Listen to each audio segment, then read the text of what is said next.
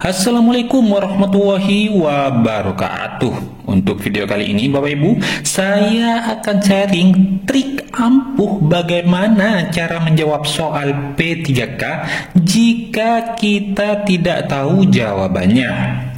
Kadang kita hanya bisa menjawab 70 dari soal 100. Bahkan ada yang kurang dari itu. Ketimbang kita jawaban ngawur, lebih baik kita menggunakan trik ini.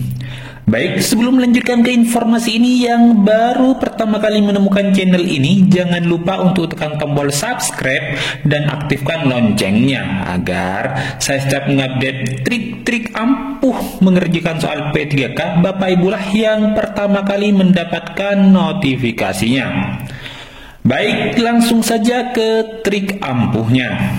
Perlu diketahui Bapak Ibu, trik ini hanya kita gunakan dalam keadaan yang mendesak saja. Sekali lagi, trik ini hanya boleh digunakan jika Bapak Ibu dalam keadaan yang mendesak dan kehabisan waktu, dan sudah tidak bisa lagi berpikir dan menemukan jawaban yang benar pada setiap soal.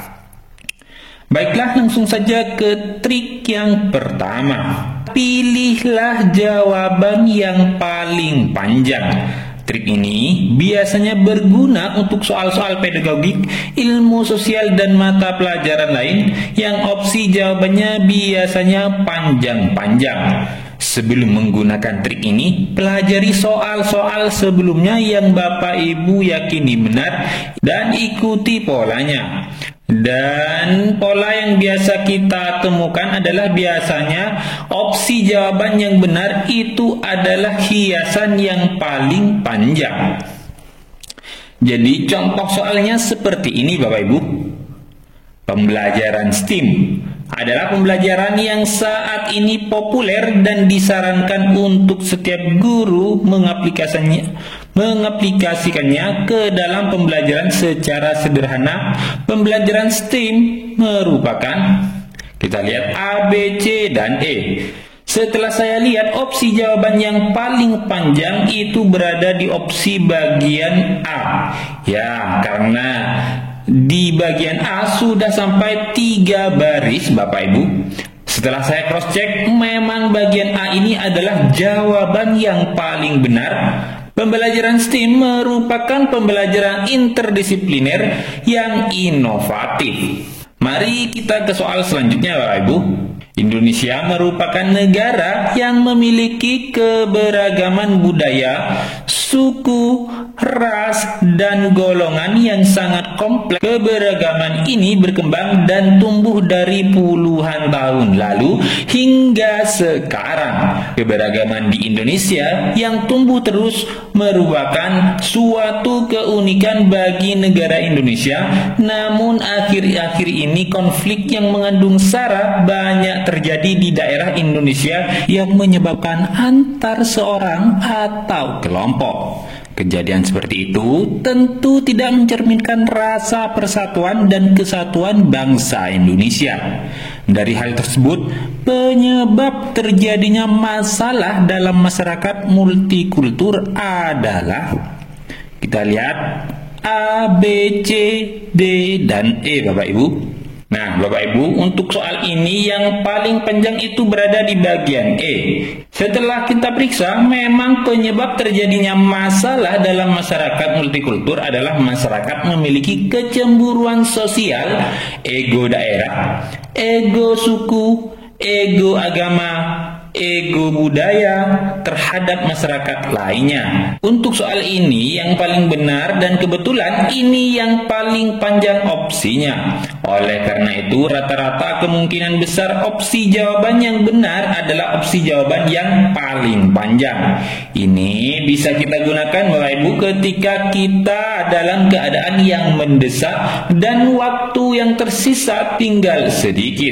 Barulah kita menebak soalnya yang mana jawaban yang benar, namun menebak dengan cara yang cerdas dan pintar. Nah, ini trik ampuh yang pertama Bapak Ibu. Kemudian Bapak Ibu kita masuk ke trik yang kedua. Ini adalah soal prosedural, pilih jawaban yang paling sering muncul.